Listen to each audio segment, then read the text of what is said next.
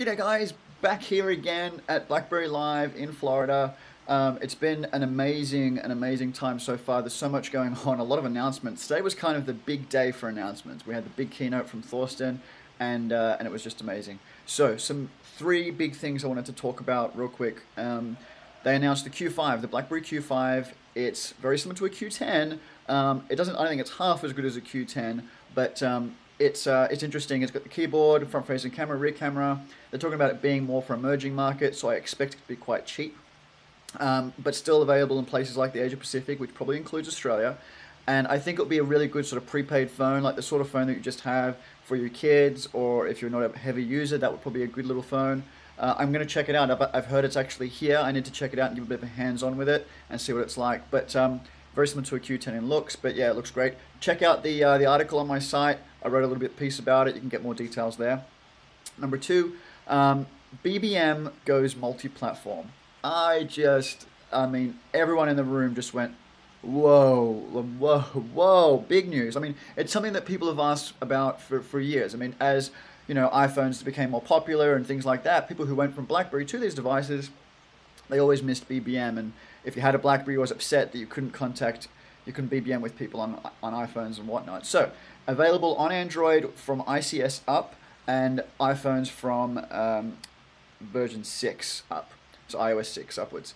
It looks like it's going to be happening this summer in the US, so I'm guessing pretty soon. And also, I asked about desktop. Is BBM coming to the desktop then? Because if I have a desktop client, that kind of makes it really handy because it almost completely destroys Skype. So they're talking, no, not yet, but it could happen.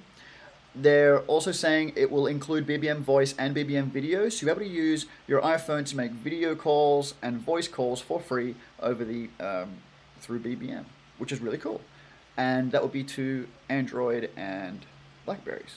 It's incredible. It's such a big deal. There's two minds about it. One, fantastic. It's good for them to do it. It might be good marketing for them in a way, because if you've got an iPhone, use BBM. Like, wow, this is pretty good. I wonder what the rest of BlackBerry is like. Then you maybe go and get a BlackBerry for your next phone. That could happen. Or the second thing could be that you have a BlackBerry and you're thinking, well, I stuck with BlackBerry because of BBM. Now that it's on an iPhone, I'm going to go get an iPhone because it has Instagram on it, for example. That could be another problem. But they seem really confident that it's going to be the other way around, that people actually be brought into BlackBerry as a result. They become addicted and stuff like that. Interesting. They're saying that the experience on iPhone and Android won't be as good as you get on a BlackBerry device, mainly because it's not fully integrated into the hub with Peak and Flow as it is on BlackBerry 10.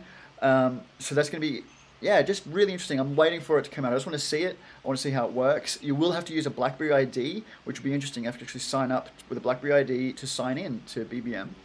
And you'll have to add people. So it's not going to just go through your contact list and tell you who's already on BBM. You'll have to actually do it the old school way of BlackBerry, which is you know their PIN or you know their email to send them an invite, they accept, and you're done. Not like WhatsApp where you just install it and all of a sudden you can just do WhatsApp chats. Not like that.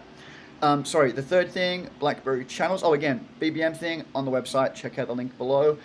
BBM Channels. This is kind of big. This is like their own social network. So what they've kind of created is almost a Twitter or a Facebook.